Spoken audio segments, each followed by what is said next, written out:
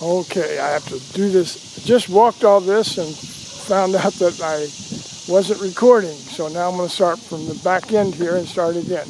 This is the corner of Riley and Marcy.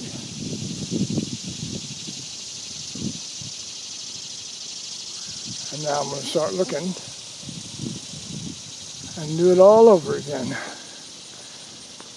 All right, they have a nice garage there. 220 Marcy, but it looks like it's vacant.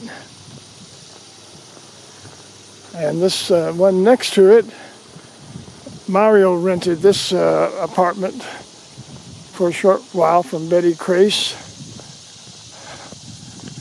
And I don't know which one of these houses, either this one or the one next to it. I think this one.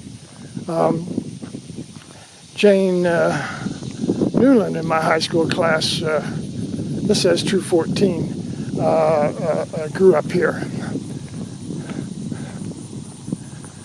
This is 212. I'm going to look back at a couple of the nicer homes. They built a nice garage onto that one.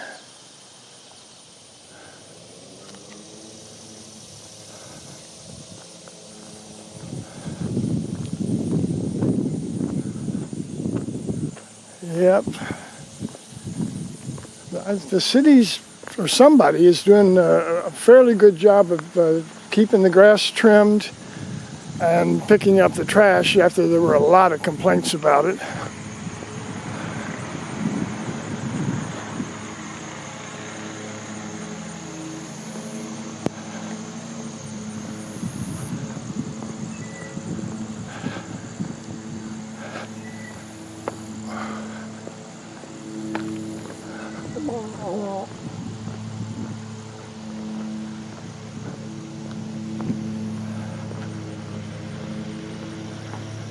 This area is almost like the center of where the resistance is.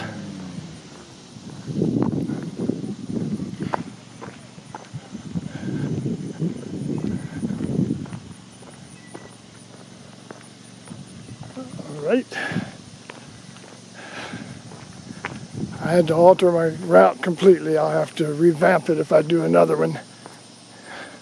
I don't know the address here. It says 101, so that's the beginning of Halcyon there, so this must be 103, 105.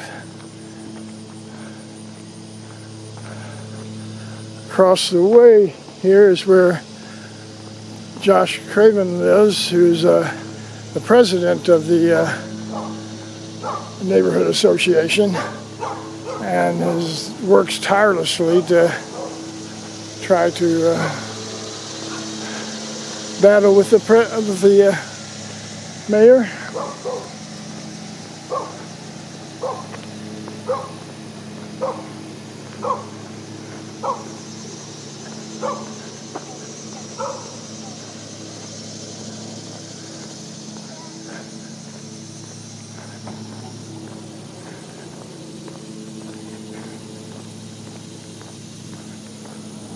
Let's see if these people talk to me. Everybody seems to.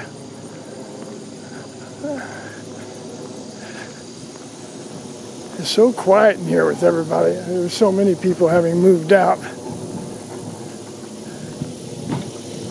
Morning. Morning. Yeah, here's an example of the trash. But and not having been cut. That's on Winthrop, which hopefully I'll get to before my vacation. I don't know.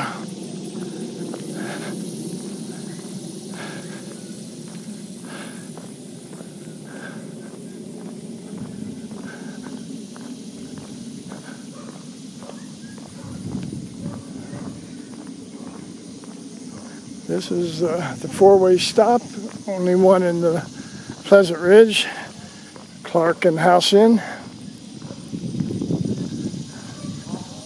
I'd love to walk down Clark too, but I don't know if I'll be able to get to everything.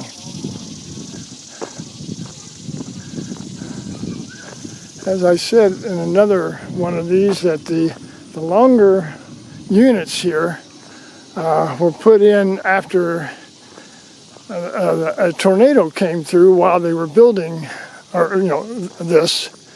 putting Pleasant Ridge together, and it swept up from Audubon Court on across behind Crestview and across up Highland here and across Guilford and Marcy.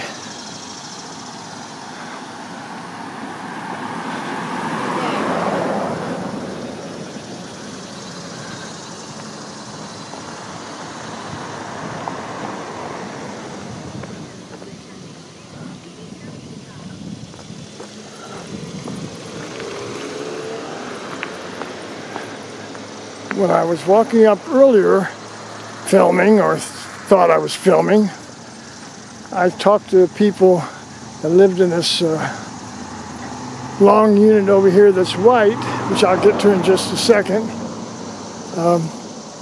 And they said that they're renting, and that the owner of that unit has not sold to the developers yet. I can see why. That's that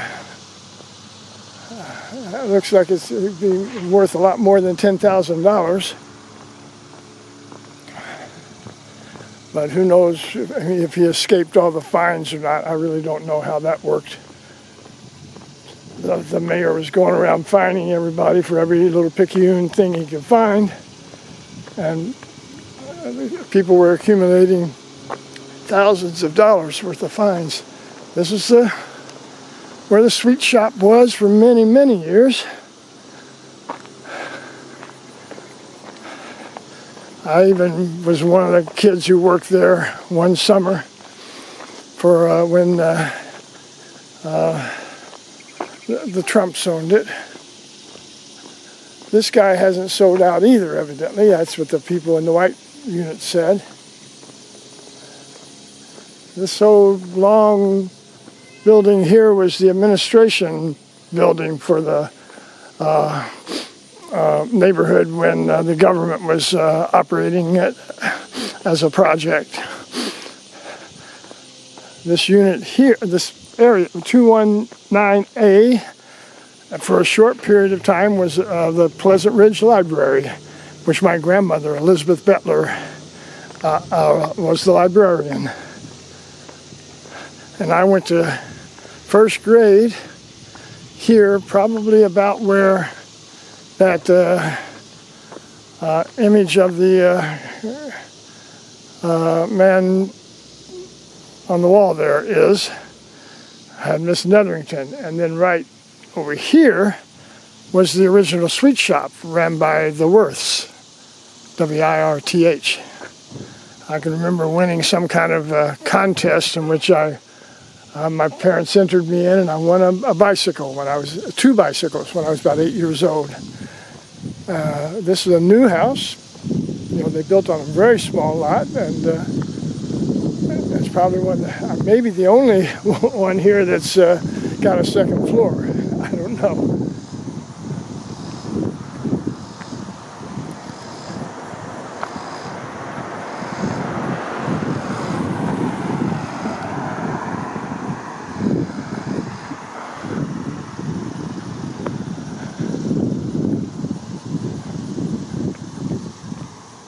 Now, in this last stretch of Halcyon, when I was growing up, I had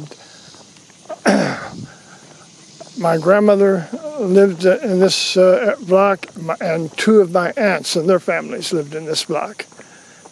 I remember when I was growing up, the Wades lived here. I think Bob Wade kept it for a long time, but I think he passed away a couple of years ago.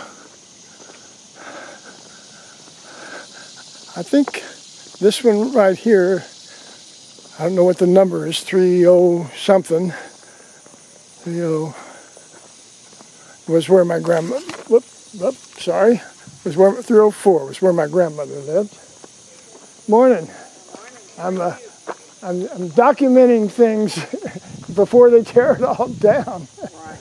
But I'm hopeful that we can. I think we got a lot of ammunition. I think we might prevail. I think we are too. Yeah, because those high-powered lawyers, Huh? those high-powered lawyers we good have. lawyers. We got good lawyers. That's what I'm saying. They know what they're doing, and they know their stuff. They've done this 7 times before, right. And they won. And I don't think the mayor was ever expecting anything like that. He expected it's just a rollover. Right. And So that's exactly what he expected. what I'm looking forward to, if it ever happens, if the developers either they'll have to resell these houses to be fixed up, or tear them all down, and we'll just live in a park. That's right. Yep. Well, I'm going to walk down and Sounds good to me. yep, and fill this up. I'm We'll going to. fight till the very end. Oh, absolutely. What choice do we have at our age? That's right. No, I can't. That's what I have nowhere to go. Me too. Same I thing. have to stay here. Yep. And I'm going to stay. Yeah, well, I'm going to. Yep. We're Me gonna too. Fight and we're going to win. We are going to win. Yeah, Faith in God's going for us too, and He's done so many bad things. Oh yeah, they can dim it. They know that it's going to be easy to show. He says he's not in collusion with that Nice group. He's working hand in glove with them. He is. Yes, Yeah. he is. I agree. He is. Yeah, and I have no proof, but anecdotally, I've been told a number of times that he's making a fortune out of this. Oh yeah. Yep. I heard he's got a real estate business. Now whether he has or not, Yeah, I don't know. but, you know, you hear a lot of rumors, and I heard that November 1st they're going to start tearing these houses down. Yeah, I've heard that too. I don't know if they can do that since we got a lawsuit against the city. I don't know. I don't know either, but legally if they can do that or not. But I will say they're starting to clean up more after all the complaints. They're cutting the grass. They're taking all the trash out. We made him cut the Yeah, grass. right. Well, I better get going on so I can finish this up. But Good I'm luck sure. to you. Yeah, thank you. Yeah, every time I walk, I run into somebody. I think I've met her before. She's a nice lady. Now, let's see. Now, this house here was where my cousin, Aunt Eileen and Uncle Keller, my cousin Jenny, and her brothers lived. We used to go out the back door and play under that tower there. I don't remember the address to this one. And then my Aunt Madeline, I'm not sure which one of these. I think it was this 312. I think that's where her and Uncle Johnny lived with Wayne and Jane for some time before they moved uptown where the Dr. Bosco's office or parking lot is now.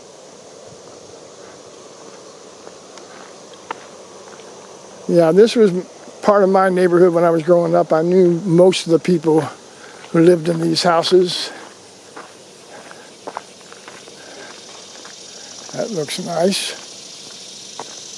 This one they were working on, and then maybe they stopped.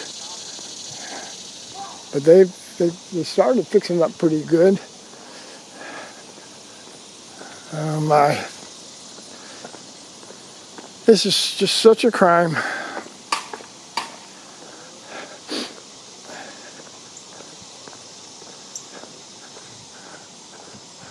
Part of the time I was growing up, I was real good friends with some people who lived in this house, at this end of this house, the Armstrong family. Sarah Lee was in my class, but I was closer, ran around with her younger brother, Bruce. Back then we called him Butch.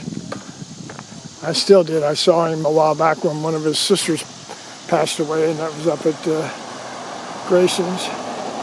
All right, that's going to be it for this episode. I'm getting tired. I did double duty on this. I was planning on doing a second video after I finished one, but now I'm not going to. All right, so I hope somebody will comment if they lived on any of this what I've shown, and let me know what they think. All right.